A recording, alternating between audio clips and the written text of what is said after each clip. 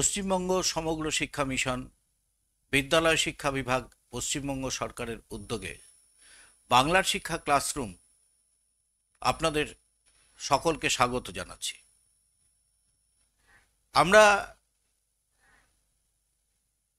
এই অনুষ্ঠানে আমি আজকে ডক্টর বিশ্বরূপ ঘটক, সহ শিক্ষক, হেয়ার স্কুল। আজকে আমাদের আলোচনার বিষয় একাদশ শ্রেণীর দর্শন, যুক্তিবিজ্ঞান, স্বরূপ, বিষয়বস্তু ও শ্রেণী বিভাগ। আজকে আমাদের আলোচনার দ্বিতীয় পর্ব। আমরা ইতিমধ্যেই যে বিষয়গুলো নিয়ে আমাদের পূর্ববর্তী পর্বে আলোচনা করেছি, যুক্তি বলতে কি বোঝায়, যুক্তির শ্রেণীবিভাগ, অবরোহ এবং আরোহ যুক্তিবিজ্ঞান, একই সাথে আমরা যুক্তির গঠনগত অবয়ব হিসাবে বচন, বাক্য বচনের প্রভেদ এবং বিভিন্ন দৃষ্টিভঙ্গি থেকে বচনের শ্রেণীবিভাগ, এবং আমরা কিভাবে এ, ই, আই, ও এই চারটে নিরপেক্ষ বচন পাই সেগুলোর আমরা আলোচনা করেছি উদাহরণ সহ। আজকে আমরা সেই আলোচনারই কন্টিনিউয়েশন, ধারাবাহিকতা ধরে আমরা যে বিষয়টা নিয়ে আলোচনা করব সেটি হচ্ছে যে সাপেক্ষ বচনের শ্রেণীবিভাগ, অর্থাৎ ক্লাসিফিকেশন অফ কন্ডিশনাল প্রপোজিশন। দুরকম সাপেক্ষ বচন তোমরা দেখতে পাচ্ছ। প্রথম হচ্ছে যে প্রাকল্পিক বচন এবং দ্বিতীয় হচ্ছে বৈকল্পিক বচন। প্রাকল্পিক বচনকে আমরা বলি হাইপোথেটিক্যাল প্রপোজিশন, আর বৈকল্পিক বচনকে আমরা বলি ডিসজাংটিভ প্রপোজিশন। এখন এই প্রাকল্পিক বচন এবং বৈকল্পিক বচনের উল্লেখ তোমরা পূর্ববর্তী ওই সরল যৌগিকের ক্ষেত্রেও পেয়েছো। এই দুটোকে আমরা যৌগিক বচন হিসাবেও চিহ্নিত করি বা নির্দেশ করি। এই প্রাকল্পিক বচনের ক্ষেত্রে উদাহরণ হিসেবে আমরা যেমন বলেছিলাম যে যদি রাম আসে তবে শ্যাম যাবে, যদি রাম আসে তবে শ্যাম যাবে। তোমরা দেখতে পাচ্ছ এখানে দুটো বচনের কথা বলা হচ্ছে, একটা হচ্ছে রামের আসা আর একটা হচ্ছে শ্যামের যাওয়া। এবং এই দুটো বচন কিন্তু পৃথক পৃথকভাবে হচ্ছে যে সরল বচন। এখন এই দুটো বচন কিন্তু এখানে সংযুক্ত হচ্ছে যদি তবে। একটা অংশ তার আগে থাকছে যদি এবং একটা অংশ তার আগে থাকছে তবে, এবং এইভাবে করে বচনটা গঠিত হচ্ছে যে যদি রাম আসে তবে শ্যাম যাবে। এখন এই যদির যে থেকে শুরু করে তবের আগে পর্যন্ত যে অংশ, এই অংশটাকে আমরা বলি পূর্বগ বা পূর্বকল্প, আমরা এটাকে বলি অ্যান্টিসিডেন্ট। এখানে শর্তের উল্লেখ থাকে, অর্থাৎ যেহেতু এটাকে শর্তাধীন বচনও বলা হয়, শর্তের উল্লেখ থাকে। এবং যে পরবর্তী যে অংশ, অর্থাৎ তবের পরবর্তী যে অংশ, তবে শ্যাম যাবে, এই অংশটাকে আমরা বলি অনুগ বা কনসিকুয়েন্ট। এই অংশটায় এই প্রাকল্পিক বচনের মূল বক্তব্যের উল্লেখ থাকে। তাহলে এই প্রাকল্পিক বচনের যে বিভিন্ন অবয়ব, এই অবয়ব দুটো, একটা হচ্ছে পূর্বগ বা অ্যান্টিসিডেন্ট, আর একটা হচ্ছে অনুগ বা কনসিকুয়েন্ট। পূর্বগে কি থাকে? পূর্বগে হচ্ছে যে শর্তের উল্লেখ থাকে, আর অনুগে কি থাকে? অনুগে মূল বক্তব্যের উল্লেখ থাকে। কোনটা পূর্বগ? যদি থেকে শুরু করে তবের আগে পর্যন্ত অংশটা পূর্বগ, এবং অনুগ কোনটা? তবের পরবর্তী অংশটা হচ্ছে অনুগ। দ্বিতীয় যে সাপেক্ষ বচন, সেই সাপেক্ষ বচনকে আমরা বলি যে বৈকল্পিক বচন বা ডিসজাংটিভ প্রপোজিশন। এই বৈকল্পিক বচনের ক্ষেত্রে যে অবয়ব, এই অবয়বকে আমরা বলি যে বিকল্প। একে আমরা বলি বিকল্প বা ডিসজাংক্ট। যেমন আগের ক্ষেত্রে আমরা বললাম অ্যান্টিসিডেন্ট কনসিকুয়েন্ট, এখানে আমরা বলি ডিসজাংক্ট, যার জন্য এটাকে বলা হয় ডিসজাংটিভ প্রপোজিশন। এখন বৈকল্পিক বচনের ক্ষেত্রে কটা বিকল্প থাকতে পারে? ওখানে যেমন একটা পূর্বগ একটা অনুগের কথা পেলাম, এখানে কটা বিকল্প থাকতে পারে? বলা হচ্ছে যে কমপক্ষে দুটো বিকল্প থাকতে পারে, সর্বাধিক অসংখ্য বিকল্প থাকতে পারে। কমপক্ষে দুটো বিকল্প থাকতে পারে। আপনারা উদাহরণ দিলে বুঝতে পারবে যে হয় রাম আসে অথবা শ্যাম আসে, এটি একটি বৈকল্পিক বচন। এখানে দেখো হয়ের সাথে একটা বিকল্পের উল্লেখ আছে, অথবা বা না হয়ের সাথে আরেকটা বিকল্পের উল্লেখ আছে। এখানে কমপক্ষে দুটো বিকল্পের কথা বলা হচ্ছে। এখন এটাকে যৌগিক বচন কেন বলা হচ্ছে? যেহেতু এই বচন দুটো পৃথক পৃথকভাবে আবার সরল বচন হিসেবে গণ্য হওয়ার যোগ্য, তাই এটাকে বলা হচ্ছে যে সরল বচন, একাধিক সরল বচন নিয়ে গঠিত, তাই একে বলা হচ্ছে যৌগিক বচন। এখন এই যে বিকল্প আমি বললাম দুইয়ের বেশি, কিরকম হয় রাম আসে, অথবা শ্যাম আসে, অথবা যদু আসে, দেখো তিনটে বিকল্প হয়ে গেল। আবার যদি আমরা এইভাবে যোগ করতে করতে যাই যে অথবা মধু আসে, অথবা টম আসে, তাহলে বিকল্পের সংখ্যা বাড়তে থাকবে। এই কারণেই বলা হচ্ছে যে কমপক্ষে দুটো বিকল্প থাকবে, সর্বাধিক অসংখ্য বিকল্প থাকতে পারে।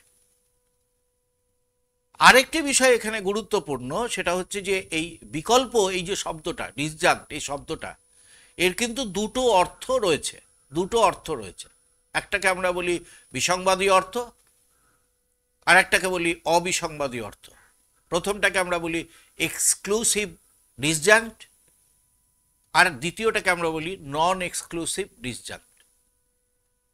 দুটো কিন্তু আলাদা, এবং যখন একটা বৈকল্পিক বচনে ব্যবহৃত বিকল্প কোন ধরনের বিকল্পকে নির্দেশ করছে, এই এক্সক্লুসিভ ডিসজাঙ্ক্ট বা তোমার বিসংবাদী নাকি অবিসংবাদী, কোন প্রকারের বিকল্পকে নির্দেশ করছে, সেটা কিন্তু গুরুত্বপূর্ণ, এবং তার ওপরে নির্ভর করে পরবর্তীতে তোমাদের বৈকল্পিক বচনের, বৈকল্পিক যুক্তির বৈধতা বিচার ইত্যাদি করতে হবে। এখন আমরা একটু জেনে নেওয়ার চেষ্টা করি যে এই যে বিসংবাদী এবং অবিসংবাদী বিকল্প, এই দুটো বলতে কি বোঝায়, এক্স্যাক্টলি কিরকম তাদের স্বরূপ।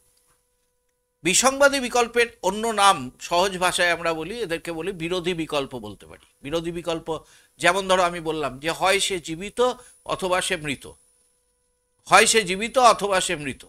আমি বললাম যে হয় রাম কলকাতায় আছে অথবা রাম দিল্লিতে আছে।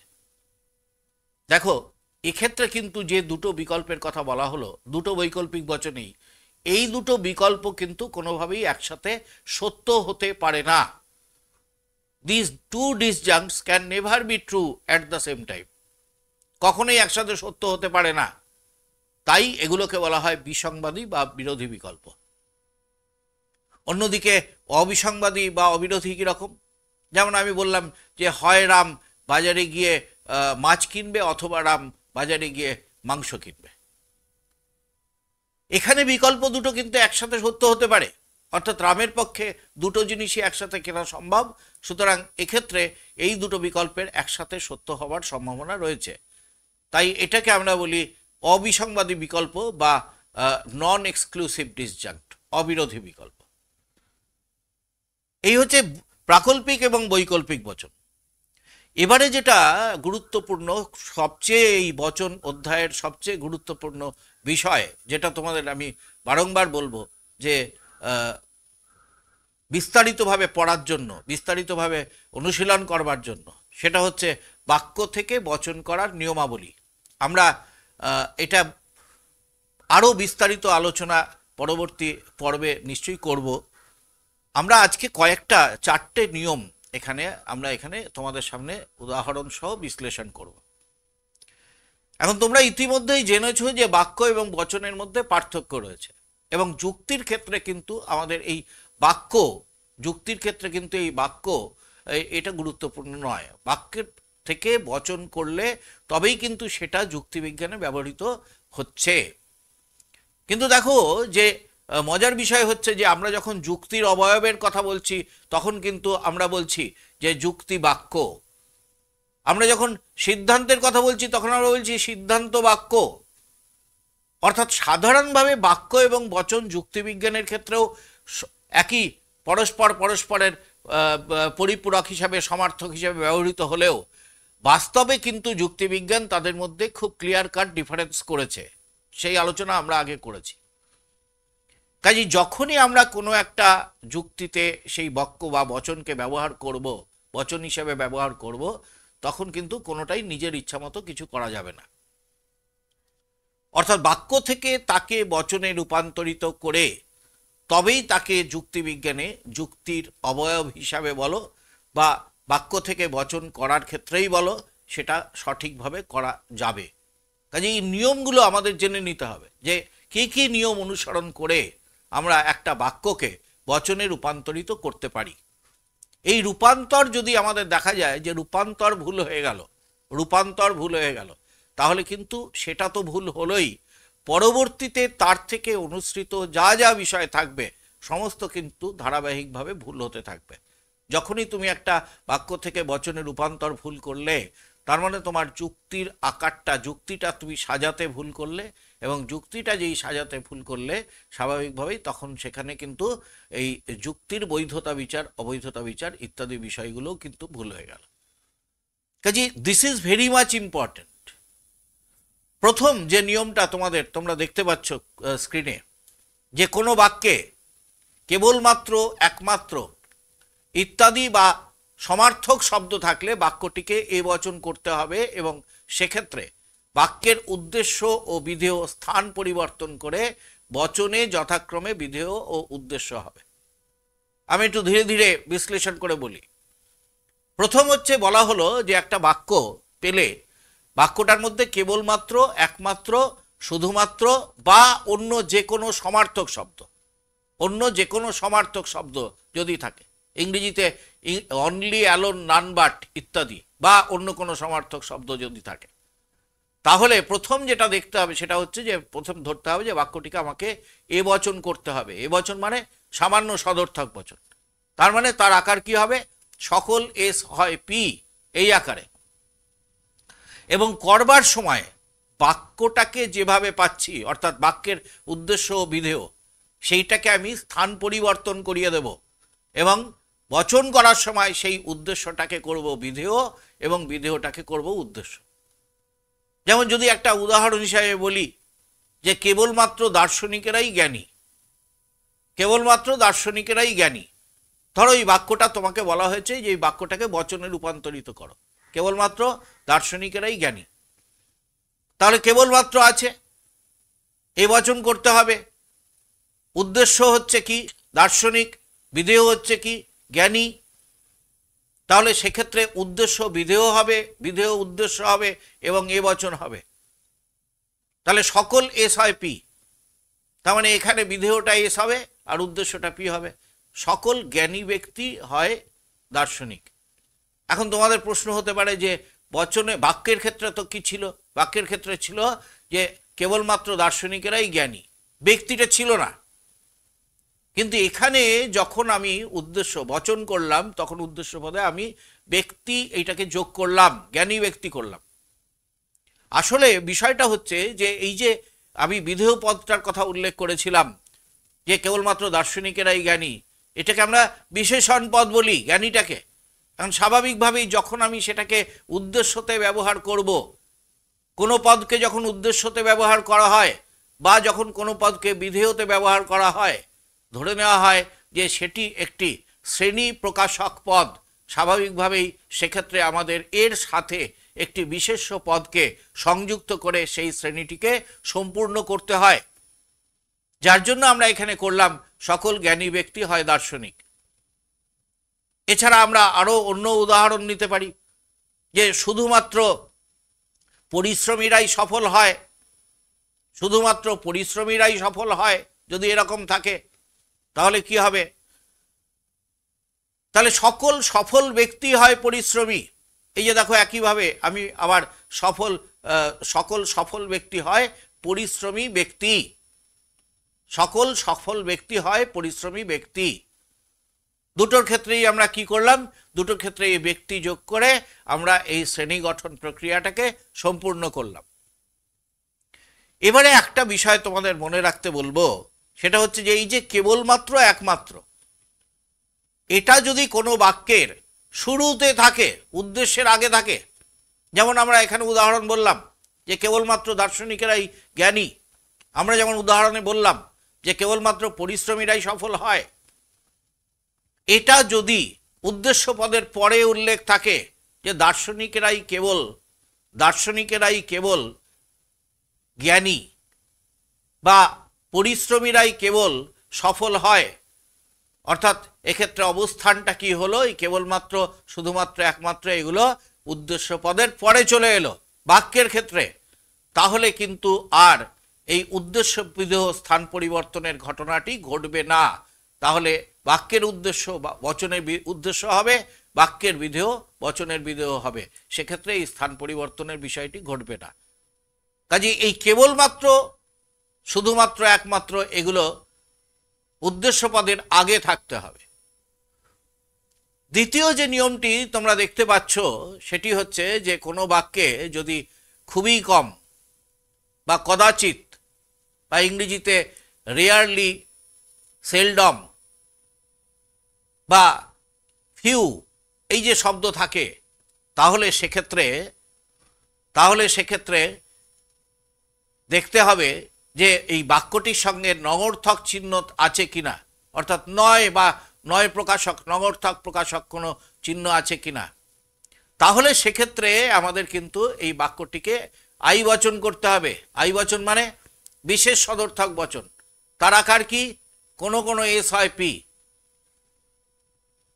আর যদি নগর্থক চিহ্ন না থাকে তাহলে সেই বাক্যটিকে আমাদের ও বচনে রূপান্তরিত করতে হবে, অর্থাৎ ও বচন মানে বিশেষ নগর্থক বচন বা ও বচন। আমি একটুখানি ব্যাখ্যা করে বলি যে এই যে খুবই কম, কদাচিৎ এবং ইংরেজিতে আমরা বলছি রেয়ারলি, স্কেয়ার্সলি ইত্যাদি, সেলডম ইত্যাদি শব্দ থাকা, আসলে এই শব্দগুলো থাকা মানে বাক্যটি স্বাভাবিকভাবেই একটি নঙর্থক তাৎপর্য প্রকাশ করে। তোমরা জানো rarely he comes to school যখন আমরা বলি, তার মানে আমরা বোঝাতে চাই সে প্রায়ই স্কুলে আসেই না। Rarely he comes to school. সেই রকম যখন এই ধরনের কোনো বাক্যে এই যে খুবই কম, এর অনুবাদ লক্ষ্য রাখতে হবে ফিউ রয়েছে না এ ফিউ রয়েছে। যদি ফিউ থাকে, খুবই কম, তাহলে সেক্ষেত্রে কিন্তু এই নিয়মটি প্রযুক্ত হবে। আর যদি খুবই কম এর অনুবাদ এ ফিউ থাকে, তাহলে কিন্তু এই নিয়মটি প্রযুক্ত হবে না। এই নিয়মটিতে কি বলছে দেখো, পাল্টে যাচ্ছে, গুণ পাল্টে যাচ্ছে। বলছে নঙর্থক চিহ্ন থাকলে বচনটিকে আই করতে হবে, আর নঙর্থক চিহ্ন না থাকলে বচনটিকে ও করতে হবে। কেন বলছে? ওই যে বললাম, যেহেতু এই শব্দগুলো নিজেরাই নঙর্থক তাৎপর্য বহন করে, তাই যখন নঙর্থক চিহ্ন থাকবে তখন ওই বচনের নিজস্ব নঙর্থক চিহ্ন ওই শব্দটি থাকবার জন্য এই দুটো নঙর্থক হয়ে যাচ্ছে বলে সেক্ষেত্রে আমরা বচনটিকে আই বচন করব। এবং যখন নঙর্থক শব্দ না থাকবে, নঙর্থক চিহ্ন না থাকবে, তখন ওই শব্দগুলোর নঙর্থক তাৎপর্যের কারণে আমরা তাদেরকে ও বচন করব। যেমন আমরা উদাহরণ দিয়ে বলি যে খুবই কম ছাত্র প্রকৃত পরিশ্রমী। খুবই কম ছাত্র প্রকৃত পরিশ্রমী। দেখো এখানে খুবই কম, তোমরা দেখলে ইংরেজিতে ট্রান্সলেশনে সেখানে দেখলে ফিউ রয়েছে। Few students are really laborious, ধরো এরকম রয়েছে। তাহলে কি করবে? তাহলে সেক্ষেত্রে তোমরা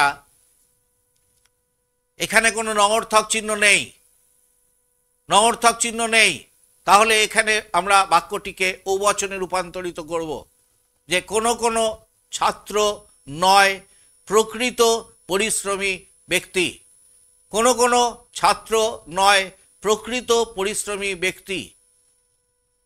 এবারে ধরো বাক্যটি এরকম না হয়ে আছে যে খুবই কম ছাত্র প্রকৃত পরিশ্রমী নয়, নঙর্থক চিহ্নটা রয়েছে, বাকি সব একই রয়েছে, few students are not laborious.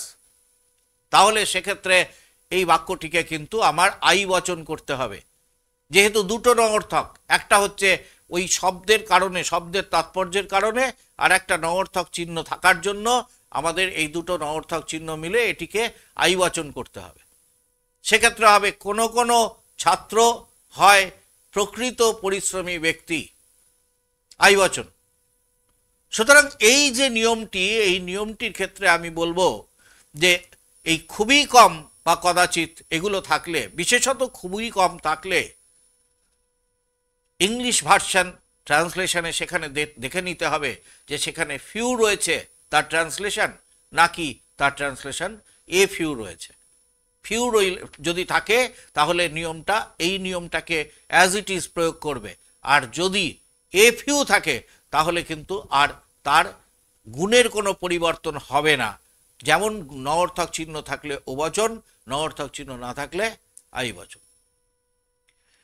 তৃতীয় যে নিয়মটা তোমরা দেখতে পাচ্ছ যে কোনো বাক্যে সাধারণত কখনো কখনো, প্রায়ই বা এরকম বহু সমার্থক শব্দ হয় ইত্যাদি, বা সমার্থক শব্দ যদি থাকে, সবসময় যে এই শব্দগুলোই থাকবে তার কোনো মানে নেই। যে সাধারণত, কখনো কখনো, প্রায়ই এরকম শব্দ বা এরকম সমার্থক অন্য কোনো শব্দ যদি কোনো বাক্যে থাকে এবং যদি তার সাথে নঅর্থক চিহ্ন থাকে, তাহলে সেই বাক্যটাকে আমরা ও বচনে রূপান্তর করব।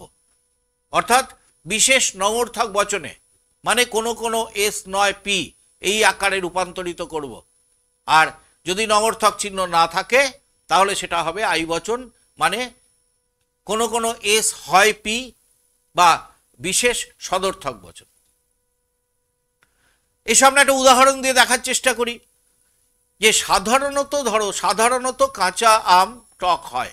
সাধারণত কাঁচা আম টক হয়। ধরো এই বাক্যটা রয়েছে, তুমি দেখছো যে এখানে সাধারণত রয়েছে, তুমি দেখছো যে এখানে নঅর্থক চিহ্ন নেই, তাহলে স্বাভাবিকভাবেই নঅর্থক চিহ্ন যেহেতু নেই, তাই এই বাক্যটিকে আমরা কি করব? আমরা এই বাক্যটিকে করব হচ্ছে যে আই বচন। আই বচন অর্থাৎ কোনো এস হয় পি এই আকারে, কোনো কাঁচা আম হয় টক ফল। এবারে তুমি আবার ওই যে কথাটা বললাম যে কাঁচা আম সাধারণত টক হয়, এই যে টক বলেছিলাম, ফল বলিনি কিন্তু ওখানে, কিন্তু টক এটাকে আমরা কি বলি? বিশেষণ পদ। এবং আমি বললাম যে বচন করার সময় আমরা টক ফল বলছি, কারণ এই ফল বিশেষ্যটাকে টক এই বিশেষণের সঙ্গে যুক্ত করে আমরা এই শ্রেণীর গঠন প্রক্রিয়াটাকে সম্পন্ন করলাম। কোনো কাঁচা আম হয় টক ফল। ঠিক একইভাবে এই সাধারণত না থেকে যদি এর সঙ্গে থাকে যে বেশিরভাগ কাঁচা আম টক হয়, বেশিরভাগ কাঁচা আম টক হয়, একই হবে। এবারে যদি আমরা অন্য আর একটা উদাহরণের কথা বলি, যেটা নঅর্থকের কথা বলা হয়েছে, যে কোনো সময়ে আমার চেষ্টা ব্যর্থ হয়। ধরো এটা থাকলো যে কোনো সময় আমার চেষ্টা ব্যর্থ হয়। কেন আমি বললাম কোনো সময় আমার চেষ্টা? কোনো শব্দ ওই সমার্থক শব্দের মধ্যে আসলো এবং এখানে নঅর্থক চিহ্ন নেই, কিন্তু এখানে একটা সমস্যা হচ্ছে যে কোনো সময় আমার চেষ্টা ব্যর্থ হয়। এখানে উদ্দেশ্য এবং বিধেয় পদের শ্রেণী গঠন করার বিষয়টা কিন্তু একটু সাবধানতা অবলম্বন করতে হবে। যে কোনো সময় হয় আমার চেষ্টা ব্যর্থ হওয়ার সময়, কোনো সময় হয় আমার চেষ্টা ব্যর্থ হওয়ার সময়। এই যে আমি বিধেয় পদটা আমি গঠন করলাম, এই রকমভাবে অনেক সময়তেই আমাদের উদ্দেশ্য এবং বিধেয় পদকে গঠন করতে হতে পারে। কখনো কখনো এই উদ্দেশ্য এবং বিধেয় পদকে বাক্যের মধ্যে এমনভাবে দেওয়া হয় যে বচন করার সময় উদ্দেশ্য এবং বিধেয় পদ আমাদের সামনে কিভাবে গঠিত হবে সেই নিয়ে আমাদের সামনে একটা বিভ্রান্তির সৃষ্টি হয়। সেইটা কিন্তু সাবধানতার সঙ্গে আমাদের এই বিধেয় পদটাকে কিন্তু গঠন করতে হবে। চতুর্থ যে নিয়মটা তোমরা দেখতে পাচ্ছ যে কোনো বাক্যে যদি কখনোই নয়, কোনো নয় ইত্যাদি থাকে বা এর কোনো সমার্থক শব্দ থাকে, তাহলে এই বাক্যটিকে বচন করতে হবে ই বচন। তাহলে এই বাক্যটিকে ই বচন মানে হচ্ছে সামান্য নঅর্থক বচন। এর আকার কি? কোনো এস নয় পি। এখন এই যে আমরা রূপান্তর করছি, কোনো এস নয় পি, এইটাকে আমরা রূপান্তর করছি। যেমন উদাহরণ আমি যদি একটা দিই, যে কোনো সৈন্য দেশ দেশ কোনো সৈন্য বিশ্বাসঘাতক নয়, কোনো সৈন্য বিশ্বাসঘাতক নয়। ধরো এটা রয়েছে, কোনো সৈন্য বিশ্বাসঘাতক নয়। আর তুমি দেখতেই পাচ্ছ শুধুমাত্র আমাকে এখানে কি করতে হচ্ছে, এখানে ওই নয়টাকে শুধু মাঝখানে দিতে হচ্ছে। কোনো সৈন্য নয় বিশ্বাসঘাতক ব্যক্তি, কোনো সৈন্য নয় বিশ্বাসঘাতক ব্যক্তি। আমি বললাম ধরো যে কখনোই কখনোই নয়, কখনোই নয়, এটা দিয়ে আমি একটা বললাম যে কখনোই পরিশ্রম ব্যর্থ হয় না, কখনোই পরিশ্রম ব্যর্থ হয় না। আমি এটাকে যদি তোমাকে বচন করতে বলি, তাহলে তুমি কি করে উদ্দেশ্য এবং বিধেয় পদের শ্রেণী গঠন করবে? কখনোই পরিশ্রম ব্যর্থ হয় না। এখন এই যে ব্যর্থ হয় না, তুমি তো এটা বুঝতে পারছো যে কখনোই আর নয় আছে, ই বচন হবে। সে কারণেই আমি বলছি যে উদ্দেশ্য এবং বিধেয় পদের শ্রেণী গঠন করতে গেলে একটু অর্থ বুঝে তোমাকে ভাষার কথা বিবেচনা করে করতে হবে, যে কখনোই আমার পরিশ্রম ব্যর্থ হয় না। তাহলে কোনো পরিশ্রমের ঘটনা নয় ব্যর্থতার ঘটনা, কোনো পরিশ্রমের বিষয় নয় ব্যর্থতার বিষয়, কোনো পরিশ্রমের ক্ষেত্র নয় ব্যর্থতার ক্ষেত্র। এই যে আমি সাথে সাথে দেখো এক একটা যোগ করে দিলাম, ঘটনা যোগ করলাম, বা কখনো আমি যোগ করে দিলাম যে তোমার ক্ষেত্র যোগ করে দিলাম, এইগুলোকে আমরা বলি use of parameters. Use of parameters. আমরা কেন প্যারামিটার্সগুলো ব্যবহার করছি? কেন এই প্যারামিটার্স ব্যবহার করছি? যে এই প্যারামিটার্স ব্যবহার করে আমরা কি করি, আমরা এই উদ্দেশ্য এবং বিধেয় পদের শ্রেণীগুলোকে সঠিকভাবে গঠন করতে পারি।